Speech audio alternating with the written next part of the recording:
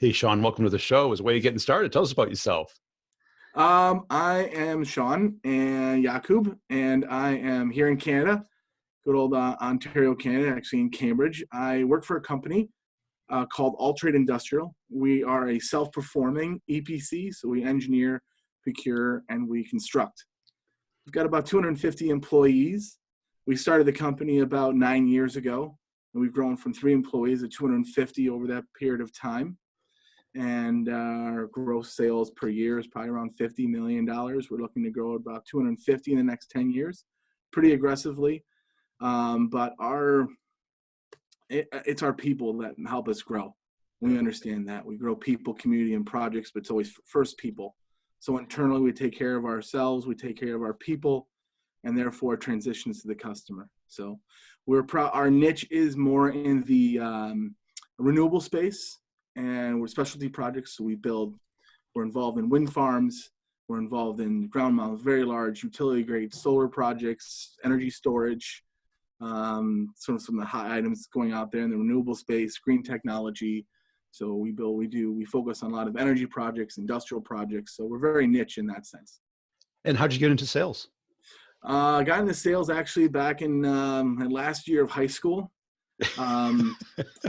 I started selling cold calling out of the white pages for a company called ACM Long Distance. Yeah.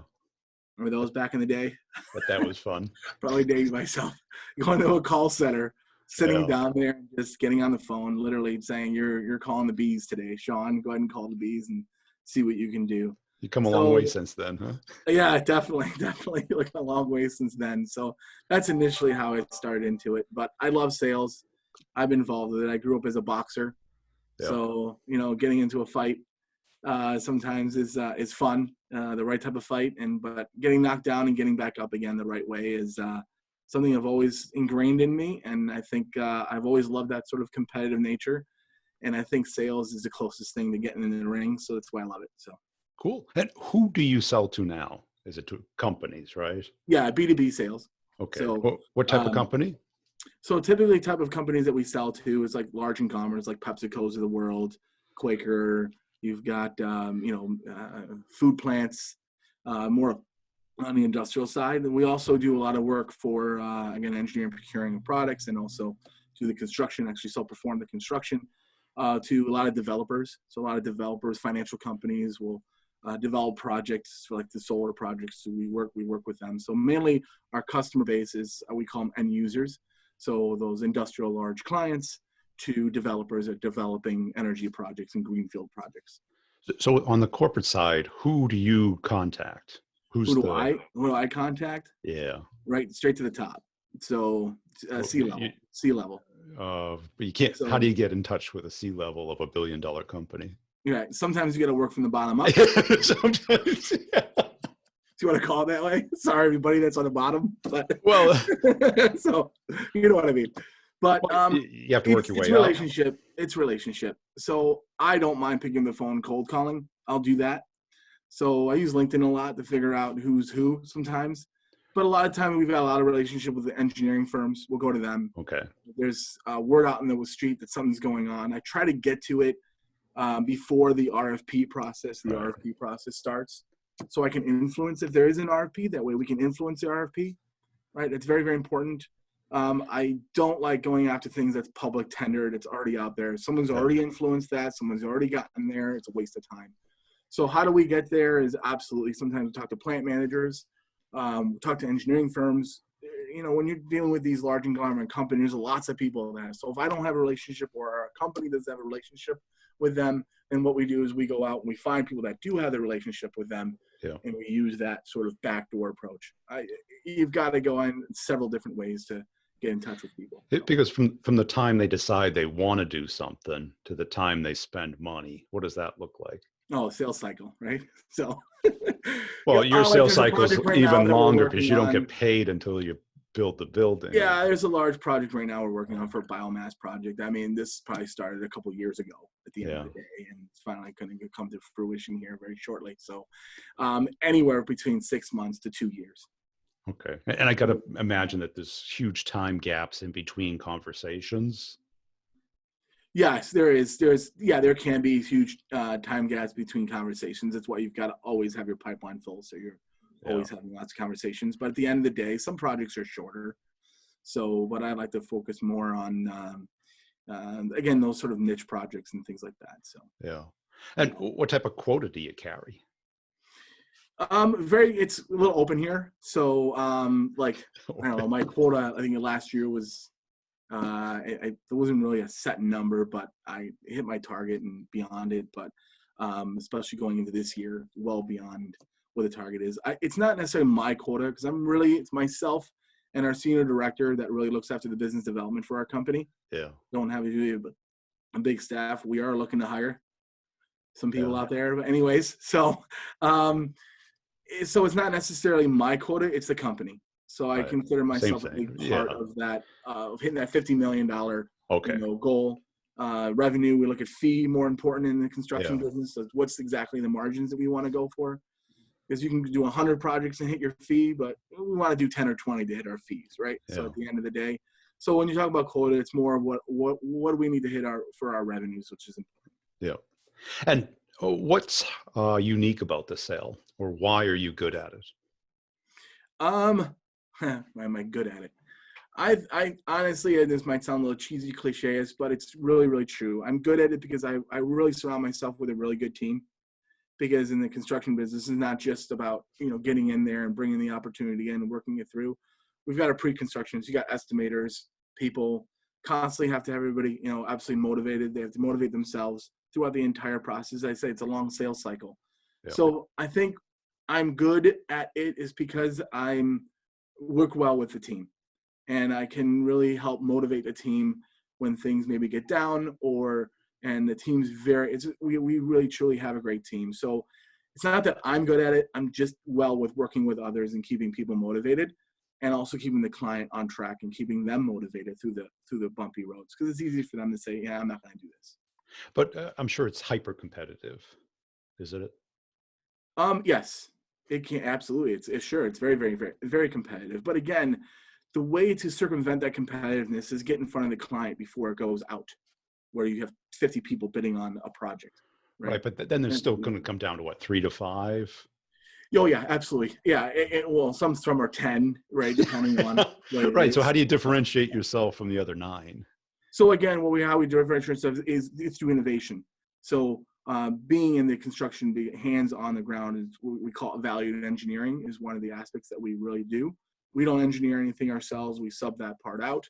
But in the aspect of, I look at our guys on the ground, our laborers out there that are working endlessly hours out in the cold and things like that. They're kind of like farmers. Farmers will take a tool and make 100 different uses out of it. Yeah. We've got really good people out there that can really innovate and make things a lot more efficient. So we've got certain ways that we do certain things that in the aspect of performance and execution that a lot of other companies don't do. So we always stress that as a differentiation and talk about a story about a project, how that innovation made that project more successful, saved the money, shortened up the budget, shortened up the timeline, and relate that story to what's going on with them. So I think a lot of people do that. And I think what makes us different, we really try to listen to the customer with a large amount of empathy instead of just going in there pounding your chest. This is all the projects that we've done. This is who we are. I don't think people really care about that. To be honest with you, they really don't. A lot of the people that we deal with, these are large projects that their jobs are depending on it. They're staying up at night. They're worrying about hitting their budget, hitting their schedule, getting it done right. Because if they don't get these large capital projects done, their job's on the line.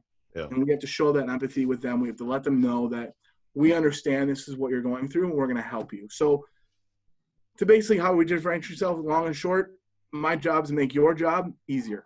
My job is to let you sleep better at night. Right. And if that costs us a little less sleep, that's okay. We'll make it up. And how do you do that other than just talking? Do you have social proof? More listening than talking, right? But I think in the aspect how we do that is that we really walk through and we communicate constantly, right? And it's okay to say no. One of the things I've always learned in sales, at first you always agree with the customer, right? Your price is high. You got that right.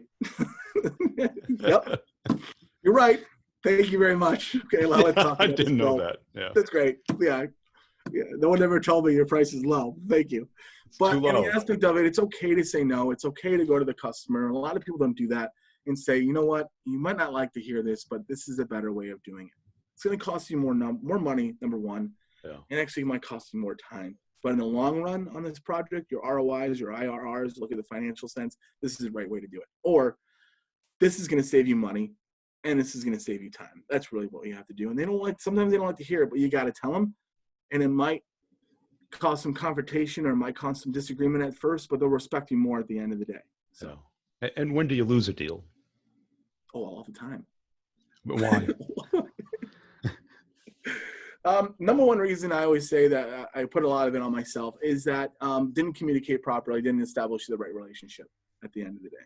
It's easy to say, oh, we lost it on price, right? But we've lost jobs with not being the lowest price. But they had a better relationship with that other client. So at the end of the day, it comes down to relationship and didn't properly communicate the right way. That's what Yeah. it always comes down to. And they're typically not putting the economic decision maker in front of you. They're putting the people who understand the project in front of you. Yeah, typically you have the engineers involved and those guys, but you've always got to get the financial analysts. You always got to get the financial guys involved because can be, and it's unfortunate, but it's also fortunate. They're very two different worlds they're looking Yes. at. You've got engineers within facilities that say, well, this is the right way to do it. And the financial analyst, the CFO goes, well, that's going to cost too much money. We can't do it. Yeah. Well, I don't want to do that. So we've got to, we're almost like, as constructors, we're almost mediators in that aspect. Yeah. And how do you get the financial people to see the value of the more expensive way? The more expensive way. It basically, they'd always go cheapest if there's no difference, right? Right. We always have to just bring it back to, and again, everybody's involved in their day-to-day minutia. And so when they see a number, how's this going to affect me right now? Yeah. Right. How's it going to affect my quarter? How's this going to affect my year? Well, we always talk about these capital projects. What's your ROI on these capital projects? Is it 5 years, 6 years? So let's really look long-term. How is this really going to affect you? Right. Yeah. Biggest thing about construction is that the guy with the lower number is a lower number, but is he going to execute with you properly? Yeah. You're really going to finish the job on time. And there's this image in construction of this boat, and there's this large boat and there's a small boat. Okay. And the small boat identifies as the quote. And then the large boat is what the cost is at the end of the delivery. job. So at the end of the day, if you develop enough credibility out there, if what you submit is closest to what is going to actually happen, that's the best credibility you can have, not necessarily the cheapest guy out there. So execution, that's why we got to have such a great team, because I can sell it, we can win it, but truly winning it is not just getting that PO, it's executing the project at the end of the day. Because if we don't execute properly, my job becomes 10 times harder. Right. Yeah. And what are some of the milestones in your sales career that you've gone through, kind of revelations? I've heard a lot of good things here about, listening, empathy. Yeah. Yeah. You probably didn't come out of the womb with that. No, I actually grew up in New York. I moved here 10 years ago to Canada, with the love of my life here in Canada. So, yeah. And that's why I moved to Canada. And I think that one of the biggest things I've learned in sales is the aspect of you've got to have that rubber suit at the end of the day. You've got to be persistent. You got to stay positive. And sometimes, and what my dad always sometimes told me, he said, listen, you don't have to be 100% happy. Be 51% and start there. Right. Right. And work your way up. Okay. All right. So if you're getting under 51%, do something with it. Right. Yeah. So I think there's a difference between being happy and being positive. I'm a very, very energetic person. I'm a very positive person, but that's not just, it's just through what I've been through in my life to understand that adversity has put me in a position to say, nothing's really bad. You're going to wake up in the end of the day. You're going to be alive. You're going to be good. Just move forward with it. So that sort of resiliency, that persistency, that competitive edge is always giving me that sort of push. I've had to learn how to be more patient, listen better over the years, something I've really tried to work on more and more. I've gotten a lot better at it, but I need to always get better at those things. But I think the lost art of empathy in nowadays is slowly depreciating in sales. Well, it's counterintuitive. Yes, correct. Right. I mean, we're conditioned for our own survival, not other people's survival. Absolutely. Yeah, Absolutely. But if you have other people survive, you put them first, you will survive. right. Absolutely. How did you develop that? Um, I think just the way I was brought up, a lot of people did some things for me that was life changing. So you've got to take that, what you've learned, and pay it forward. Yeah, Um, I run a non-for-profit boxing club here in Canada, helping kids out, making sure they understand that paying it forward is crucial. So not only do I preach it in my work life, but I preach it in my personal life as well, and just constantly saying it over and over again as a coach. Just part being makes it routine, makes it in stone for you. yeah. So I think that trying to take the selfishness out of your day to day is key. It's not easy because again, it's It's not easy. counterintuitive. It is We're counterintuitive. not. So you got to keep yourself in check first, as Yeah. always. One of the greatest books I've read recently is called Ego's the Enemy by Ryan Holiday. Yeah. And I truly think a lot of people may say, oh, I don't have an ego. Anybody that says you don't have an ego, you got an ego. If you say it, you do. So, you know, And do you so see a lot of correlations between boxing and sales? tremendous. I'm a Yeah. little biased, Brian, but yes, Well, tremendously, a lot. Actually, we just finished here. I did a team building exercise where I brought the team into our boxing club, and we did a team building exercise, which was great. And yeah. I always relate some of the things that's going on in learning boxing to sales or to really team building, because you've got the healthy part of the organization, and then you've got the the money part, and I think those two really really go hand in hand. So Well, that's it, because you wouldn't just walk into the ring without months of training and conditioning. trying months of training is up here, 90%, just like Well, any other sport. Yeah. right, Well, but well, it is training, but to be able to train hard, you have to get your mindset you right. have to get in your mind. Yeah, And to do all those things that's physical, you have to have your mind in the right place. yeah, So you have to have your mind, especially in sales, and then the type of sales that I'm in, I'm sure anybody else is in, you got to get your mind set. And sometimes it's a little harder than other times, but you got to get it done. Just like yeah. when you go in the ring, you get hit hard. You can't get over emotional, get upset, and get angry, and try to punch back harder. You got to be smart about it. And the same thing happens in business. And that's it, because your sparring partner has a famous quote: "Everyone has a strategy until they get punched in the head." Well, that's a nice way of putting it, but yes. Well, that's Well, not exactly the way he said it, but yes, you're correct. well, you agree with it at first, but what ends up happening in your brain once you get punched is all that training takes over. You either fall down, stay down, or you go after the other person. Right. It's because of the training, and eliminates the emotion out of your head, and Right. you become strategic. And that's the biggest thing that you learn in boxing is to eliminate your emotion and focus on your job. And the same thing that happens in business. It's Right. very easy to get down the emotional path. You have to Be- disconnect the right type of emotion so you can execute properly. Because every time you go into a sales call, it's not a fight, but it's you can prepare all you want, but it always goes off a little. No Oh, sales call always. has ever gone exactly as I predicted. Oh, no way. Never. Not even close.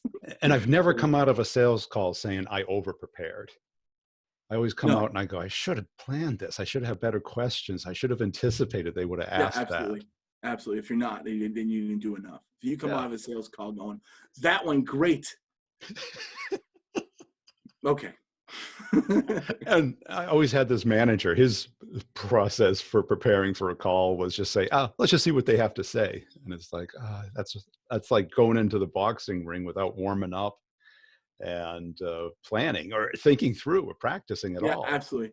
I do, in the aspect of, maybe I'm using the wrong terms here, but I do believe in the aspect of being over prepared in this way. And what I mean by that is some people really prepare this huge PowerPoint. They put all this time in, and Right. therefore Yeah. they have their own agenda. And so therefore it eliminates them from listening. So Right. be prepared, understand the customer, but don't allow that being that really you're never over prepared. I agree with that, but don't allow that to Yeah. eliminate your empathy or your listening. I've seen that over and over again.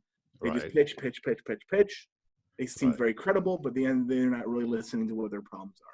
So Yeah. both is very important. Because that's preparing for the offense instead of the defense, right? You got to Exactly. be prepared.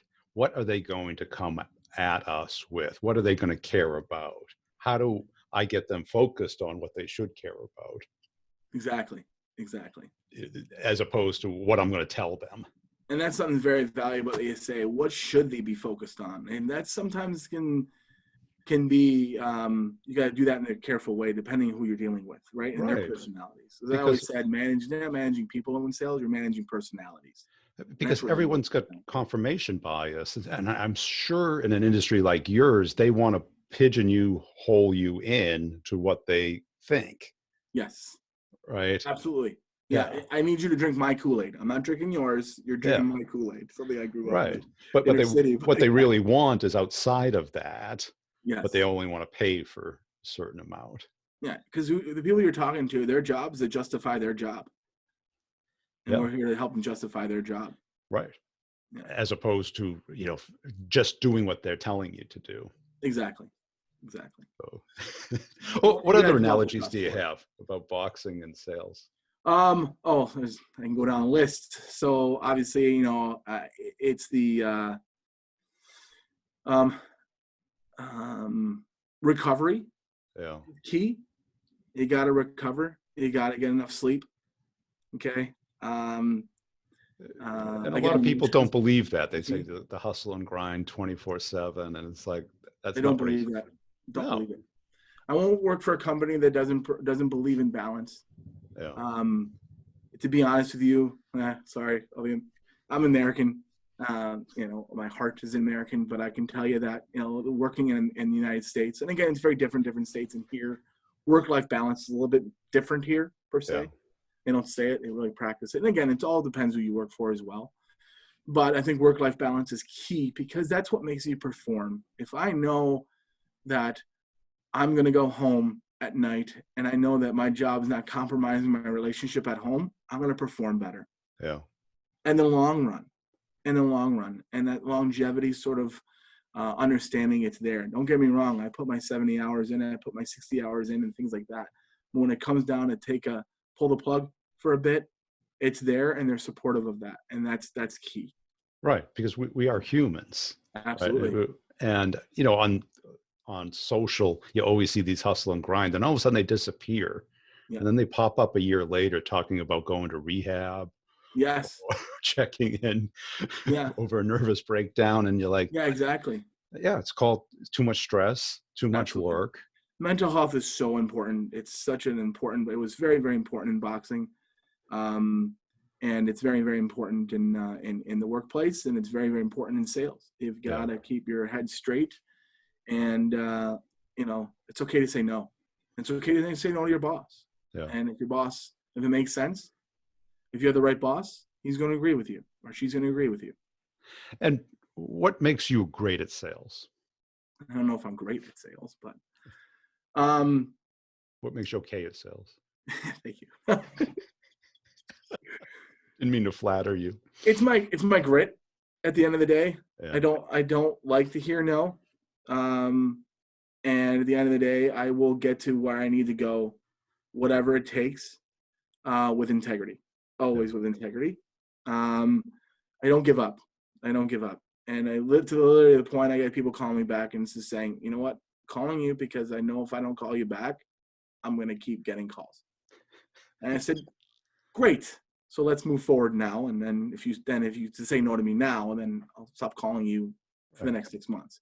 That's So constructive but it's that grit, it's that persistence consistency, it's that persistence, understanding failure. I've really understood what failure means, and what that means to learn from it. Don't take it as a cliche. Truly understand that. People always say, yes, I learned from that failure, but what does that really mean to truly learn from that your failure? I think is really, really key. And then when you're going to a similar project that's similar to the one you lost, look at your notes. Why did you lose that? Yeah. Make sure you don't do those same mistakes again. Be diligent. Take good notes. Understand. Always be a student. Always. So 3 things that's made me good at sales is 1, it's just like in boxing. You have to have someone that's better than you you're working with so you can get better. Okay. At least you perceive that they are better than you. You have to have someone that's about as technically or as good as you are, and you have to have someone that you're developing. Always be in that position, and you will grow. Without that line, it's harder to do, especially sales, to understand it, right? Well, that's it, because you learn best by either doing or teaching someone else to do. Yeah, the 3 steps in learning, right? You Yeah. learn it, you teach it, and then you do it, right? Or no, Yeah. sorry, you learn it, you do it, and you teach it. That's Yeah. Right, because you got to get it, that unconsciously competent level, yeah. right? And that's why the boxers do the same routines over and over again. Yeah, exactly. And at the end of the day, the reason why I really do, I'm a salesperson. Okay. You can call me a business development executive. You can call me a business development person, or you can call me a relationship, whatever title you want. I'm a salesperson. Yeah. And that's what I'm a salesperson, I'm a sales professional. I won't do anything else. I love what I do. I truly love what I do because of the competitive nature of it. And I really, truly believe at the end of the day, when you're able to either winning a deal, winning a project, you're helping them. Even when you don't help them, I even get the fact, sorry we couldn't go with you, but thank you very much for everything you've done. We've learned a lot from our communication and dealing with you Right. over the last year. So that's part of it, right? But at Yeah. the end of the day, I love the win, Brian. Yeah. Now, the person who you feel is either more experienced or better than you, what do they do differently?